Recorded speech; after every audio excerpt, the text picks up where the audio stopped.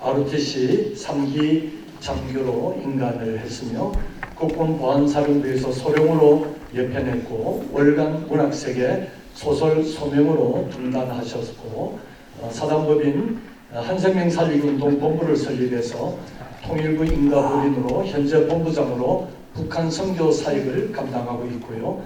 저서단편소설로 소명, 꼬레아우라, 나의 스승 조지훈, 살구 할아버지와 손자, 장편소설로는 소명, 아버지는 풍문을 치고 하늘의 별이 되어 왜 다수가 있고 무엇이 두려워 독도 없는 한반도 길을 떠나 왜 다수, 수필적으로 두 갈래 길 안에 왜 다수의 책을 쓰셨습니다. 오늘 우리 최성 작가를 모셨습니다. 우리 큰 박수 한번 보내주시기 바랍니다.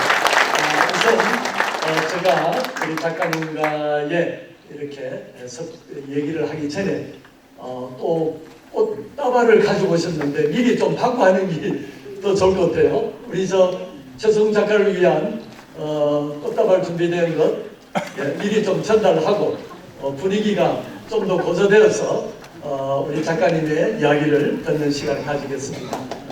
우리 작가님의 귀한 꽃다발을 준비해 주셨습니다.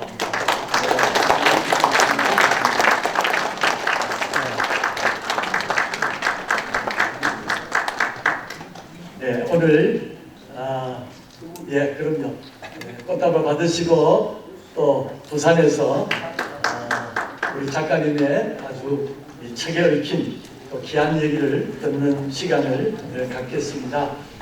자, 그러면 제가 먼저 우리 작가님을 부산에 모시게 된 것을 기쁘게 생각하면서 크게 환영하면서 우리 작가님에게 한 가지 질문을 하도록 하겠습니다. 하늘의 별이 되어 이 소설을 어떤 책이며 어떻게 해서 쓰여진 책인지를 우리 부산인 독자들에게 좀 쉽게 말씀을 해주시면 감사하겠습니다. 소설가 최수정입니다. 감동으로 지금 눈물이 나려고 합니다. 조검세 상임 대표님 서평 감사합니다. 2020년 7월 10일 100세의 나이로 백척간두 절체절명의 순간 6.25 동란 풍랑 때 나라를 지켜내신 대한민국의 구국 최고의 영웅을 영웅이 100세 나이로 별세를 했습니다.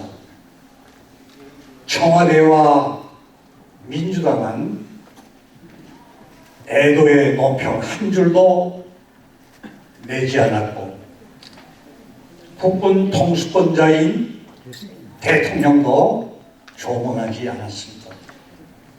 집권 세력은 만주군관학교를 졸업하고 20대 초반 나이에 간도 특설대에 배치를 받았다는 이유 하나만으로 그를 친일매국노 반역자로 폐범아 활세를 너무나 많이 하는 그 모습을 저는 그때부터 이럴 수가 없다 이런 생각을 했습니다.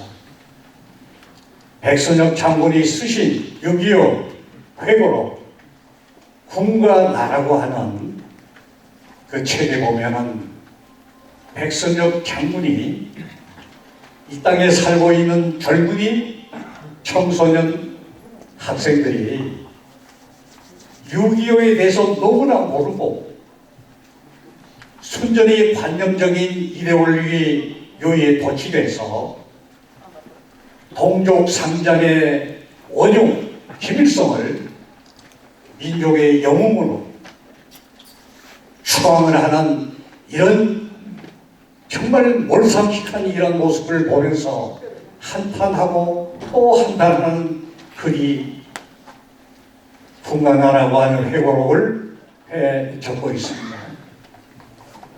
저는 이걸 읽었습니다. 그래서 정말 이럴 수가 없다. 그런데 그뿐만 아니죠. 이렇게 나라를 지켜내신 후국의 영웅을 백세로 돌아가셨을 때 동작동 국립묘지가 아닌 대전 현충원, 여기 오늘 오신 백선엽 우리 기념사업회 우리 임원들하고 저희가 2주기 때 갔습니다마는 10사람 정도 앞에 제대로 설 수 없는 그런 아주 구석대기에 이 나라의 영웅을 그곳에 쫓아오냈어요. 작가는 시대적 소명을 갖고 있습니다. 이러한 불의한 모습을 봤을 때 작가는 과감없이 뭐를 들겠습니까? 펜을 드는 거죠. 소설을 써야겠다. 왜 그러냐? 지금까지 6.25 전란에 대한 회고로 자서전 징비록은 많이 나와 있지만 사람들은 읽지를 않아요. 딱딱하고 재미없고. 그럼 어떻게 보면은 이 땅에 살고 있는 젊은이, 학생, 청소년들 6.25에 대해서 좀 알게 할까 저는 고민했습니다. 저는 소설가이기 때문에 소설로 처음이지만은 내가 실록, 백선엽 장군의 실록 소설을 재미있게 써낸다면은 많은 사람들이 이 책을 볼 수 있지 않겠느냐 이런 희망을 가지고 있었을 때 아까 나온 이야기지만은 우리 백선엽 기념사업회에서는 저를 전기작가로 임명하고 2주기 때까지 맞춰서 쓰십시오 하는 명령을 내렸습니다. 저는 그러셔라도 쓰려고 지금 마음을 작정하고 있던 터에 자료했다. 저는 마음을 먹고 2주까지 그 시간을 맞추려면 이 짧은 기간에 어떻게 이 방대한 내용의 이야기들을 축적해서 써낼 수 있겠나 하는 고심을 했습니다. 저는 교회 장로입니다. 아침 4시부터 기상해서 기도로 시작하며 하나님께 기도를 했습니다. 왜 그러냐? 한참 써 나가다가 펜을 더 이상 놀릴 수가 없었어요. 왜 그랬을까요? 여러분도 다 아시겠지만은 우리 6.25 전쟁을 면밀히 검토해보면 자료들을 살펴보면 정말 불가사의한 내용들이 많습니다. 도저히 이길 수 없는 국면에 처한 전쟁도 싸우고 보면 이겨진다는 말이죠. 여러분 생각해 보십시오. 다부동 전투만 하더라도 정말 마지막 최후의 전설이 이 낙동강 방어선을 한 이 다부동 전투에서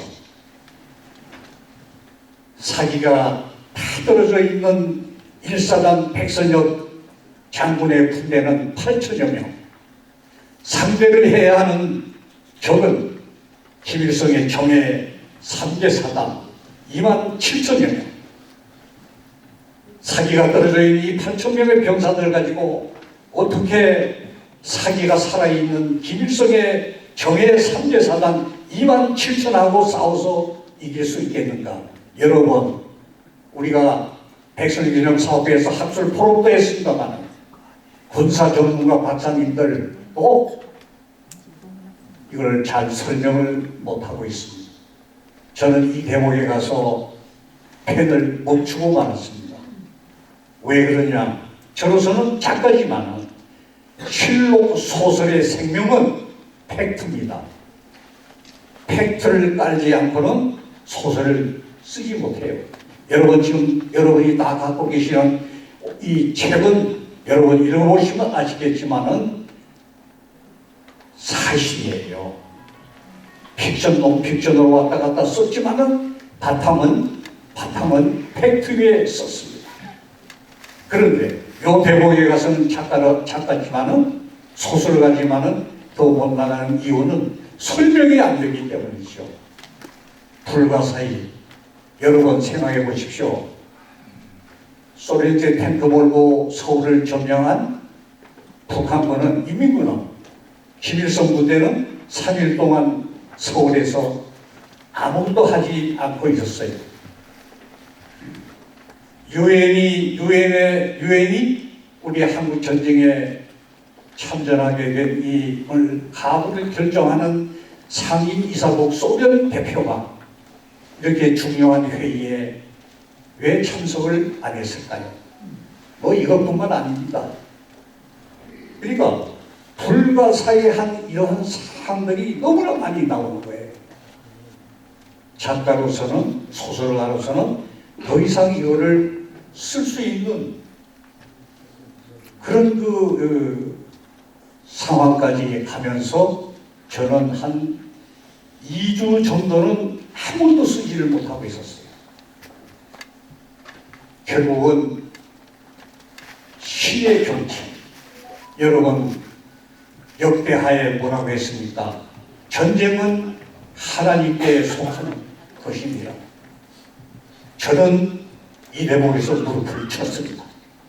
이거는 백선엽 장군의 신앙을 들고 나오지 않으면 소설로 이건 더 이상 내가 쓸 수 없다 하는 걸 느꼈어요. 나는 교회 장로 이전에 작가이기 때문에 작가 정신으로 시대 정신 가지고 아무리 봐 6.25의 전사 이거는 불가사의한 이 내용은 하나님 전쟁은 하나님께 속한다는 이 내용으로 백선엽 장군의 그 신앙을 들고 나오지 않을 수 없었습니다. 그러나 많은 자료를 뒤져봐도 백선엽 장군의 신앙에 관한 내용은 단 한 줄도 찾아볼 수 없었습니다.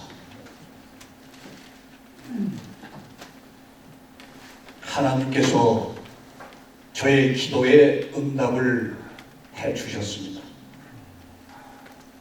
백선엽 장군께서 외교관 생활까지 다 마치시고 다구동에서 절체절명의 순간 길가에 바위를 붙들고 하나님께 기도를 했어요.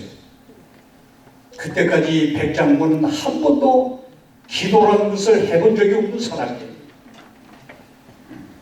질 수밖에 없는 전쟁에서도 이긴 것은 새벽마다 자기를 위해 기도해 주시는 방효열 여사 어머니의 간절한 기도 덕분이라니 이렇게 생각하고 있었는데,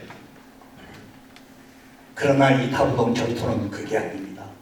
8천여 명의 도망가게 바쁜 병사들을 끌고 김일성의 정예 3개 사단 2만 7천 명 병력을 어떻게 이긴단 말입니까? 자기도 모르는 순간에 길가에 바위를 붙들고 하나님께 기도합니다. 소원합니다.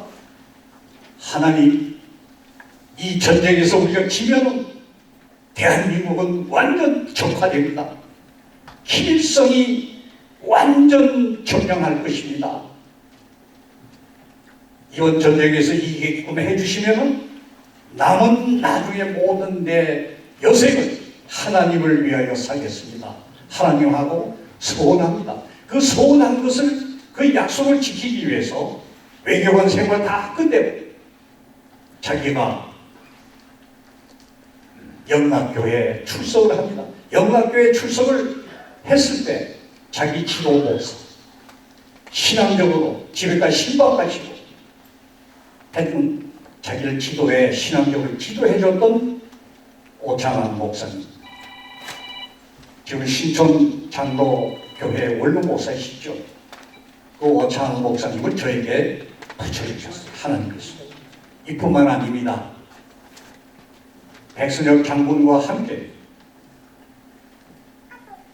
중앙일보에 6.25와 백선엽 장군에 대한 연재소설 3년 1개월 동안 연재했던 유광종 작가 작가님도 붙여주시고, 여러분 갖고 계신 그 책 제일 앞에 휠체어를 몰고 백세 잔치를 미군 사령부에서 해줄 때 휠체어를 밀고 들어가는 만년까지 모시고 있던 이왕우 보좌관, 어쩌면 이렇게 꼭 필요한 사람들을 저에게 하나님께서 보내주셨어요. 저는 여기에서 숨은 여러 가지 비하인드 스토리, 또 오창하 목사님을 통해서 백선엽 장군에 대한 신앙, 그리고 영락교회에서 서리 집사로 당회에 추천까지 하신 여러 가지, 집에 신방까지 한 여러 가지, 이런 모든 내용을 제가 얻을 수가 있었습니다. 2주 동안 아무것도 펜을 쓰지 못하던 제가 그때부터 또 열심히 쓸 수 있었죠. 자, 여러분, 이것은 뭐냐? 백선엽 장군의 신앙이라고 하는 그 하나님의 신의 영역, 전쟁은 하나님께 속한다는 이 영역, 이 구절, 이 상황을 제가 만일에 몰랐다면 이 소설은 제가 쓸 수 없었으리라 이렇게 생각합니다. 여러분, 이걸 읽어보시면 처음에 이게 한 430페이지 되는 방대한 내용이지만 몇 페이지만 읽어보시면 줄줄 다 읽어나가리라고 봅니다. 왜 그러냐? 저는 회고이나 이 자서전은 하고 다릅니다. 소설은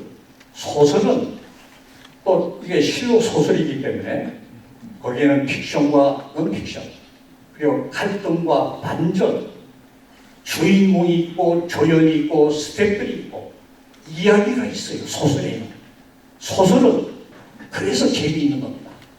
또 소설은 재미가 있어야 독자들이 읽어주기 때문에 작가는 여기에 많은 비하인드 스토리를 넣습니다. 저는 어떻게 했느냐? 군사재판에서 남도당 군사체고로 혐의를 받고 이제 며칠 후 되면은 수색 사형장에서 형 집행을 해서 죽을 수밖에 없는 박정희 소령을 살리는 스토리. 여러분, 이때 백선엽 장군께서는 어떻게 해서 박정희 소령을 살리는가 흥미진진하게 읽을 수 있으라고 봅니다. 이와 마찬가지로 이것뿐만 아닙니다. 우리가 정치사를 보면은 가장 우리나라에 중요한 이 안보는 뭡니까? 한미 상호 방위 조약. 이거는 이승만 대통령 능력에 의해서 이제 처음부터 끝까지 다 이루어졌으라고 보지만 저는 이 방대한 자료를 살펴보니까 백선엽 장군 육군 참모 총령일 때 미국으로 갔습니다. 백선엽 장군 일군단 단장할 때, 동해안 삼척항농 일군 단장할 때, 거기에 미 7함대 오순양함 함장인 알레이 버커, 이번 나중에 미국의 해군 참모총장을 2번씩이나 연임했습니다마는 대장 육군 참모총장으로 미국에 갔을 때 새벽까지 가지 않고 백선엽 장군에게 조언을 하게 됩니다. 이제 곧 휴전, 이건 아이크의 선거 공약이므로 한국에 나가 있는 미군 철수는 아무도 알 수. 그러면 나중에 너희 나라는 어떻게 될 거냐? 이번에 온 김에 아이크 대통령을 만나서 한미 상호 방위 조약을 꼭 체결할 수 있도록 그 전투 기지를 만들고 가야 되지 않나, 이런 힌트를 받고 최초로 한미 상호방위 조약을 이끌어내는 장면, 또 우리 한국군 자체적으로 작전을 할 수 있도록 이 군단을 재창설하는 이런 그 내용들, 또 미국의 ROTC 제도를 우리나라에 갖고 와서 초급 장교 수급 계획을 세워서 100년을 내다보는 대한민국의 안보. 아까 우리 한규성 대표께서도 이야기했죠. 지금 155마일 전선 지키고 있는 소대장 73% ROTC 출신. 지금도 매년 전국 남녀 각 대학에서 4천에 6천여 명의 문무를 겸비한 ROTC 남녀 장교들 지금 배출이 되고 있어요. 24만의 우리 중앙의 회원들, 각 지역별로 기수별로 나름대로 국가를 위하여 다 지금 헌신하고 봉사하고 있습니다. 앞으로 10년, 20년 후에 이 ROTC 지금 4만이지만 원문을 겸비한 이 에리트가 앞으로 이 땅의 통일 주역이 될 것임을 우리는 믿어 의심치 않습니다만, 이러한 100년을 내다보고 이 땅에 ROTC를 창설케 한 ROTC 대부 백선엽 장군 스토리라든지 여러 번 일일이 제가 다 열거할 수 없습니다만, 이 책은 작가가 강력하게 이야기하는 메시지가 있다는 이야기입니다. 그러므로 여러분 꼭 이런 마음으로 새벽 4시부터 기도하면서 쓴 책이, 이 책에는 작가 정신이지만은 열정과 기도와 여러 가지 모든 노력이 들어가 있는 책이기 때문에 오늘 여러분 이제 돌아가시면은 꼭 다 읽어보시고 주변에 홍보를 좀 해서,